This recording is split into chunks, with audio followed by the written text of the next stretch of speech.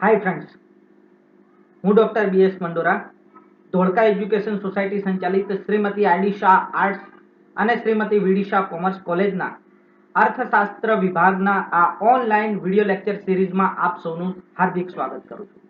મિત્રો, આજે આપણે જે મુદ્દાની ચર્ચા કરવા માટે જઈ રહ્યા છીએ એ મુદ્દાનું નામ છે ઉદારીકરણના લાભાલાભ, એડવાન્ટેજીસ એન્ડ ડિસએડવાન્ટેજીસ ઓફ લિબરલાઇઝેશનની આપણે આજે ચર્ચા કરવા માટે જઈ રહ્યા છીએ. હજુ સુધી જે વિદ્યાર્થી મિત્રો અથવા તો જે વિડીયો મારો જોઈ રહ્યા છે એ આ યુટ્યુબ ચેનલ ઉપર નવા હોય તો મહેરબાની કરીને આ યુટ્યુબ ચેનલને સબસ્ક્રાઇબ કરી લેવી, જેથી અમે જે કંઈ નવા વિડીયો અપલોડ કરીએ એનું નોટિફિકેશન આપ લોકોને મળી રહે. મૂળ મુદ્દાની જો આપણે વાત કરીએ તો આપણે 1991માં જે આર્થિક સુધારા કર્યા એ આર્થિક સુધારાના ભારતીય અર્થતંત્રને શું લાભ પ્રાપ્ત થયા, શું ગેરલાભ પ્રાપ્ત થયા તેની ચર્ચા કરવા માટે આજે આપણે અહીંયા એકત્રિત થયા છીએ. તો સૌપ્રથમ વાત કરીએ કે આર્થિક સુધારા એટલે શું. ભારતમાં 1991માં અમલમાં મૂકવામાં આવેલી નવી આર્થિક નીતિ અન્વયે ઉદારીકરણ, ખાનગીકરણ અને વૈશ્વિકરણને લગતા જે પગલાં ભરવામાં આવ્યા તેને ભારતના આર્થિક ઇતિહાસમાં આર્થિક સુધારા તરીકે ઓળખવામાં આવે છે. આ આર્થિક સુધારાને નવી આર્થિક નીતિ અથવા તો બજાર પ્રત્યે મિત્રતા દાખવતી નીતિ તરીકે પણ ઓળખવામાં આવે છે. આર્થિક પગલાં જે છે એ આર્થિક પગલાંને આપણે 3 વિભાગમાં વહેંચી શકીએ, જેને આપણે ઉદારીકરણ, ખાનગીકરણ અને વૈશ્વિકરણ તરીકે ઓળખી શકીએ. સૌપ્રથમ વાત કરીએ ઉદારીકરણની. આજે આપણે જે ચર્ચા કરવાના છીએ એ ઉદારીકરણથી ભારતીય અર્થતંત્રને થનાર લાભ અને જે ગેરલાભ થયા છે એની જ્યારે ચર્ચા કરવા માટે આપણે મળ્યા છીએ ત્યારે ઉદારીકરણ એટલે શું એ આપણે સમજવું જરૂરી બની જાય છે. તો ઉદારીકરણ એટલે જ્યારે સરકાર અર્થતંત્ર પરના અંકુશોને ઘટાડે છે અને ક્રમશઃ દૂર કરે છે ત્યારે તેને ઉદારીકરણ કહેવામાં આવે છે. ઉદારીકરણની નીતિ આયાત અને નિકાસને અસર કરે છે. આયાત અને નિકાસ પરના અંકુશો હળવા કરી કે ઘટાડીને આંતરિક અર્થતંત્રને વિશ્વના અન્ય દેશોના અર્થતંત્ર સાથે સુસંકલિત કરવાનો પ્રયાસ થાય છે. આમ ઉદારીકરણ અને વૈશ્વિકરણ એ એકબીજા સાથે સંકળાયેલી બાબતો છે. આ જે ઉદારીકરણ છે એ ઉદારીકરણને આપણે 6 પ્રકારના ડી થી સમજાવી શકાય. Delicensing, decontrol, deregulation, devaluation, desubsidisation and debureaucratisation. આ રીતે આપણે આ 6 પ્રકારના જે ડી છે એનાથી આપણે ઉદારીકરણને સમજાવી શકાય. મૂળ મુદ્દાની વાત છે આર્થિક સુધારાનું મૂલ્યાંકન. તો જો આર્થિક સુધારાને આપણે 3 વિભાગમાં વહેંચતા હોય એટલે કે ઉદારીકરણ, ખાનગીકરણ અને વૈશ્વિકરણ, તો જ્યારે આપણે આર્થિક સુધારાનું જે મૂલ્યાંકન છે એ મૂલ્યાંકન કરતા હોય ત્યારે આપણે એ જોવું જોઈએ કે ઉદારીકરણના લાભ શું છે, ઉદારીકરણના ગેરલાભ શું છે, ખાનગીકરણના લાભ શું છે અને ખાનગીકરણના ગેરલાભ શું છે, સાથે સાથે વૈશ્વિકરણના લાભ શું છે અને વૈશ્વિકરણના ગેરલાભ શું છે. તો જ્યારે આપણે ઉદારીકરણ, વૈશ્વિકરણ અને ખાનગીકરણ આ ત્રણેય પગલાને સંકલિત સ્વરૂપે આર્થિક સુધારા કહેતા હોય ત્યારે આર્થિક સુધારાના મૂલ્યાંકનના આ પ્રથમ ભાગમાં આપણે ઉદારીકરણના લાભ અને ગેરલાભ વિશે વાત કરીશું. નેક્સ્ટ લેક્ચરમાં આપણે ખાનગીકરણના લાભ અને ગેરલાભ વિશે વાત કરીશું અને ત્યારબાદના જે ત્રીજો લેક્ચર છે એની અંદર આપણે વૈશ્વિકરણના લાભ અને ગેરલાભની ચર્ચા કરીશું.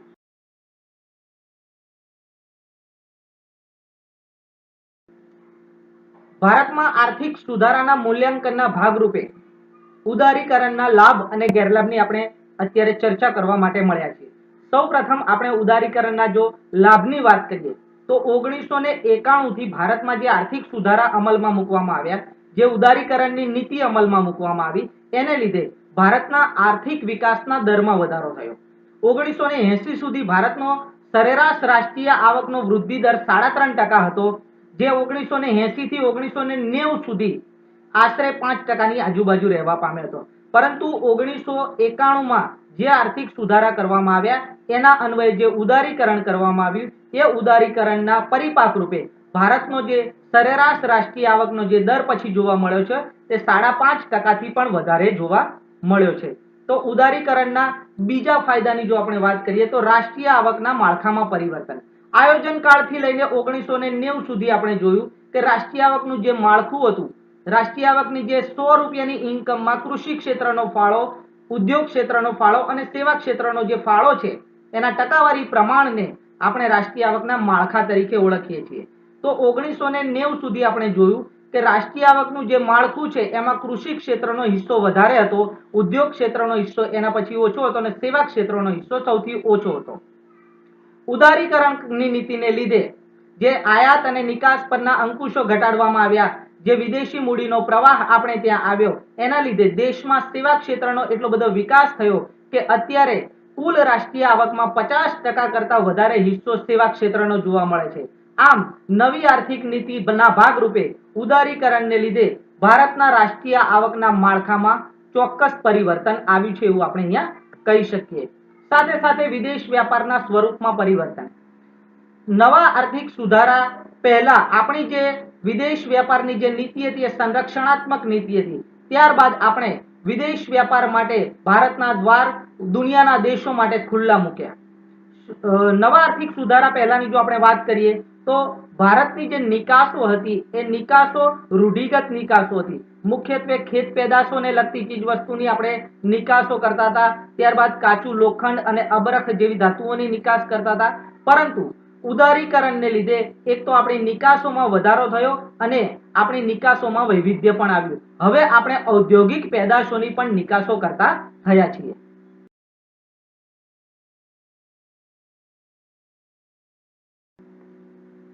વાત કરીએ આપણી લેણદેણની તુલામાં આવેલ પરિવર્તન. દેશની કુલ આયાત અને કુલ નિકાસ, આયાત કરવાથી આપણને ખર્ચ થાય છે અને નિકાસ કરવાથી આપણને આવક પ્રાપ્ત થાય છે. તો આયાત અને નિકાસનું સરવૈયું જેમાં દર્શાવવામાં આવે છે એને લેણદેણની તુલા તરીકે ઓળખવામાં આવે છે. ઉદારીકરણને લીધે ભારતની જે લેણદેણની જે તુલા છે એમાં પરિવર્તન આવ્યું છે. ભારતની આયાતો અને નિકાસોમાં પરિવર્તન આવ્યું છે. દેશમાં વિદેશી મૂડીનું જે આગમન થયું છે એના લીધે જે લેણદેણની તુલાની જે ખાધ છે, જે ખાધમાં પણ ઘટાડો જોવા મળ્યો છે અને ભારતની જે આત્મનિર્ભરતા કહી શકાય તો આત્મનિર્ભરતામાં પણ વધારો થયો છે.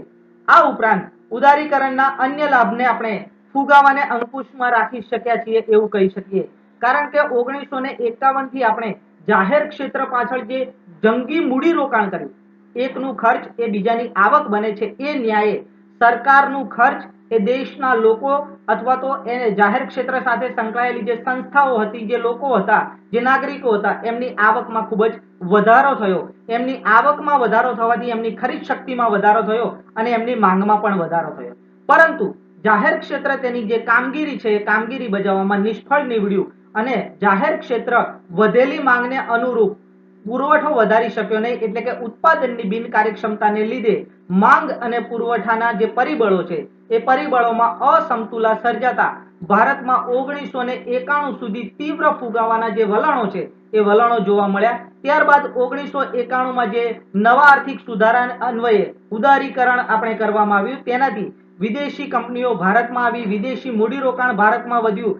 ભારતમાં જે ઉત્પાદનનું જે માળખું હતું એ માળખું કાર્યક્ષમ બન્યું અને વધેલી માંગને પહોંચી વળવા માટે પુરવઠા પક્ષના જે પરિબળો હતા એ પરિબળો પણ કાર્યક્ષમ બન્યા અને એને લીધે માંગને પહોંચી વળવાથી માંગ અને પુરવઠા વચ્ચેની જે અસમતુલા છે એ અસમતુલાને આપણે કેટલેક અંશે ઘટાડી શક્યા છીએ અને ફુગાવાના જે પરિબળો છે જેને આપણે ભાવ વધારો કહીએ છીએ, ભાવ વધારાને પણ કાબુમાં રાખવા માટે ઉદારીકરણ આપણને ફળદાયી નીવડ્યું છે એવું આપણે કહી શકીએ.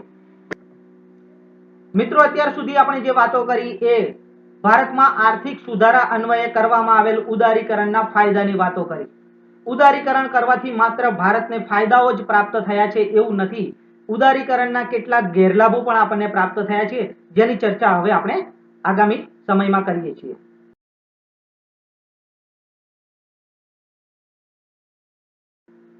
Welcome back. હવે આપણે જે ચર્ચા કરવાના છીએ એ ઉદારીકરણના ગેરલાભોની ચર્ચા કરવાના છીએ.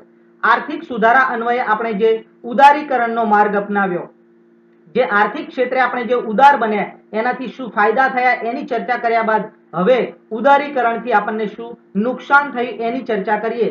તો પહેલું નુકસાન એ છે કે ભારતનો એકાંકી વિકાસ થયો છે, એટલે કે માત્ર ને માત્ર સેવા ક્ષેત્રનો વિકાસ થયો છે. 1990 સુધી ભારતની રાષ્ટ્રીય આવકમાં કૃષિ ક્ષેત્રનો ફાળો સૌથી વધારે હતો. ત્યારબાદ અનુક્રમે ઉદ્યોગ ક્ષેત્ર અને સેવા ક્ષેત્રનો સમાવેશ થતો હતો. 1991માં જે નવા આર્થિક સુધારા કરવામાં આવ્યા એ આર્થિક સુધારાનો લાભ, એ ઉદારીકરણનો લાભ માત્ર ને માત્ર સેવા ક્ષેત્રને મળ્યો હોય એવું લાગી રહ્યું છે. ઉદારીકરણનો લાભ કૃષિ ક્ષેત્રમાં નહિવત જોવા મળે છે. એટલે રાષ્ટ્રીય આવકનું માળખું બદલાયું છે, સેવા ક્ષેત્રનો વિકાસ થયો છે, એ સારી બાબત છે, પરંતુ માત્ર ને માત્ર સેવા ક્ષેત્રનો વિકાસ થવો એટલે કે દેશના અર્થતંત્રનો એકાંકી વિકાસ થયો છે એવું આપણે કહી શકીએ. ઉદારીકરણના બીજા ગેરલાભની જો આપણે વાત કરીએ તો અસમતોલ પ્રાદેશિક વિકાસ થયો છે. આર્થિક સુધારા તો સમગ્ર દેશમાં લાગુ પાડવામાં આવ્યા, ઉદારીકરણ સમગ્ર દેશમાં લાગુ પાડવામાં આવ્યું, પણ શું ઉદારીકરણના લાભો સમગ્ર દેશને મળ્યા, સમગ્ર દેશના સમગ્ર પ્રદેશોને મળ્યા? એ પણ એક મોટો પ્રશ્ન છે. અમુક રાજ્યોનો જો વિકાસ ઓછો થયો છે, એ શા માટે ઓછો થયો છે તે પણ આપણી સમક્ષ એક હળહળતો પ્રશ્ન છે. 1991 પછીની જો આપણે વાત કરીએ તો 1991 માં જે આર્થિક સુધારા અમલમાં મૂકવામાં આવ્યા, જે ઉદારીકરણ કરવામાં આવ્યું, તેમ છતાં બિહાર અને ઉત્તર પ્રદેશ જેવા રાજ્યોનો વિકાસ ખૂબ જ નીચો જોવા મળે છે. સાથે સાથે સેવન સિસ્ટર ગણાતા જે રાજ્યો છે, આસામ, મેઘાલય, નાગાલેન્ડ, એ બધા પ્રદેશોનો વિકાસ પણ આ ઉદારીકરણ થવા છતાં નથી થયો. તો ઉદારીકરણના લાભો ત્યાં કેમ નથી પહોંચ્યા એ પણ એક મોટો પ્રશ્ન છે. આગળ ચર્ચા કરીએ તો ઉદારીકરણને લીધે ભારતમાં બેકારીની સમસ્યા વધારે તીવ્ર બની છે. આમ તો આયોજનની શરૂઆતથી બેકારી નિવારણના ધ્યેય સાથે દરેક યોજના અમલમાં મૂકવામાં આવી હતી. દરેક યોજનામાં એ જે મુખ્ય ધ્યેય હતા, એ મુખ્ય ધ્યેયોમાંનો એક ધ્યેય બેકારી નિવારણ પણ હતો. પરંતુ ઉદારીકરણ થવાને લીધે ભારતમાં વિદેશી મૂડી આવી, વિદેશી કંપનીઓ આવી, સાથે સાથે મૂડી પ્રધાન ઉત્પાદન પદ્ધતિ આવી. સેવા ક્ષેત્રની તુલનામાં અન્ય ક્ષેત્રનો ધીમો વિકાસ થયો, જે બેકારીનું કારણ બન્યો. ભારતની વધતી જતી વસ્તીની તુલનામાં રોજગારીની જે તકો છે, એ તકોમાં આપણે વધારો કરી શક્યા નહીં. સાથે સાથે આપણે જોઈએ કે રોજગાર વિનિમય કેન્દ્રોમાં આપણે જોઈએ તો શિક્ષિત બેકારોનું જે વધતું જતું પ્રમાણ છે, એ પ્રમાણ ખરેખર ચિંતાજનક છે. તો ઉદારીકરણથી ભારતમાં બેકારીની સમસ્યા હલ થવાને બદલે બેકારીની સમસ્યામાં વધારો થતો હોય એવું આપણને જોવા મળે છે.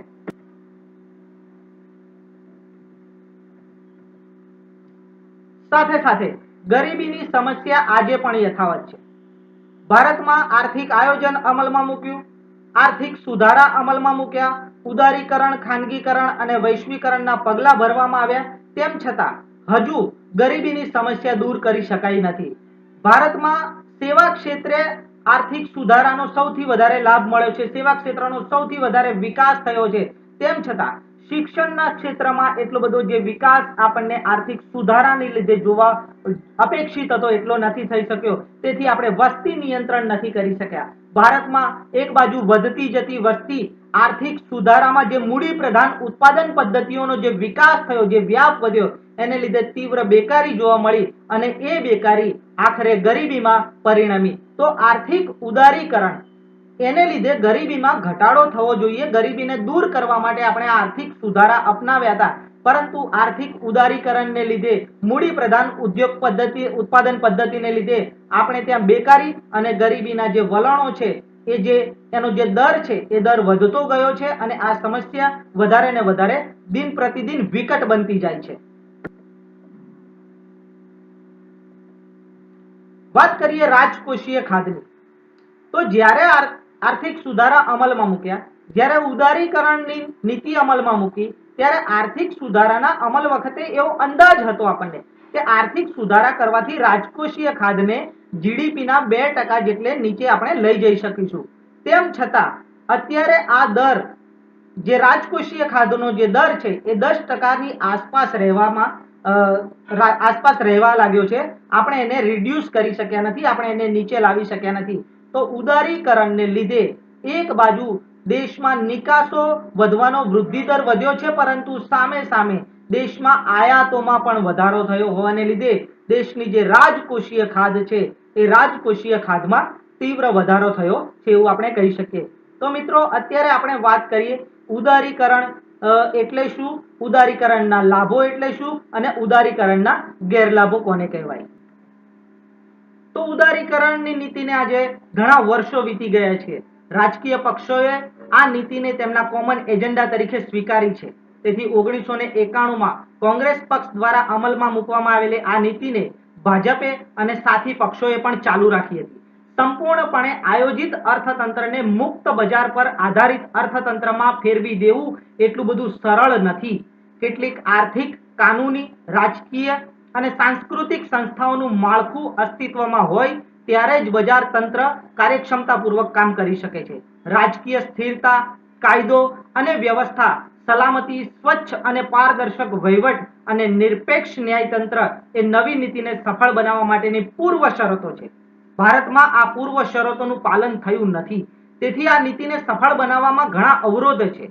વૈશ્વિકરણ અને ઉદારીકરણની જે નીતિ છે, આ નીતિ દ્વારા મુક્ત બજારની પદ્ધતિ અપનાવવામાં આવવામાં ભારતે ક્યાંક ને ક્યાંક ઉતાવળ કરી હોય એવું લાગે છે, જે ભારત માટે જોખમી પણ બની શકે છે. ગરીબી અને બેકારી એ ભારતની મુખ્ય સમસ્યા છે. છેલ્લા ઘણા વર્ષોમાં આ સમસ્યા નોંધપાત્ર રીતે હલ થઈ હોય એવું જણાતું નથી. વિદેશી મૂડીરોકાણ વધવાથી બેકારી ઘટશે તે દલીલ ફોગટ સાબિત થઈ છે.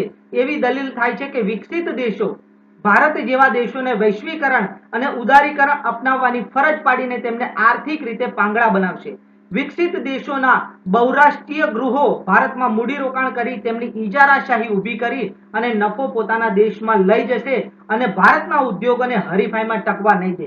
વિકસિત દેશો ભારત જેવા દેશોને વૈશ્વિકરણ અને ઉદારીકરણ અપનાવવાની આડકતરી રીતે ફરજ પાડીને પોતાનો સ્વાર્થ સાધવા માટે પ્રયાસો કરશે તથા ભારત જેવા દેશોના અર્થતંત્રને પરતંત્ર અને પાંગળું બનાવી દેશે તેવો ભય ઘણી સંસ્થાઓ અને લોકો વ્યક્ત કરી રહ્યા છે. છતાં ભારતમાં વૈશ્વિકરણ અને ઉદારીકરણની નીતિ હજુ સુધી સંપૂર્ણ સફળ થઈ નથી. તેમ છતાં એના ઘણા લાભો આપણને પ્રાપ્ત થયા છે. છતાં વર્તમાન સમયમાં જે વૈશ્વિકરણ તરફ ભારત આગળ વધી રહ્યું છે તેની અવગણના પણ ન કરી શકીએ. આ લેક્ચરમાં આપણે આર્થિક સુધારાના ભાગરૂપે ઉદારીકરણના ફાયદા અને ગેરફાયદાની ચર્ચા કરી છે. આગામી લેક્ચરમાં આપણે ખાનગીકરણના ફાયદા અને ગેરફાયદાની ચર્ચા કરીશું. પછીના લેક્ચરમાં આપણે વૈશ્વિકરણના ફાયદા અને ગેરફાયદાની ચર્ચા કરીશું. આ લેક્ચરને અંત સુધી જોયો આપ સૌનો ખૂબ ખૂબ આભાર. અમારી ચેનલને શેર કરો, સબસ્ક્રાઇબ કરો, જેથી અમે નવા કે જે કંઈ વિડીયો અપલોડ કરીએ એની માહિતી આપ સુધી પહોંચાડી શકીએ. સાથે સાથે તમને આ લેક્ચર કેવો લાગ્યો તે અમને કોમેન્ટ બોક્સમાં અવશ્ય જણાવશો. ધન્યવાદ.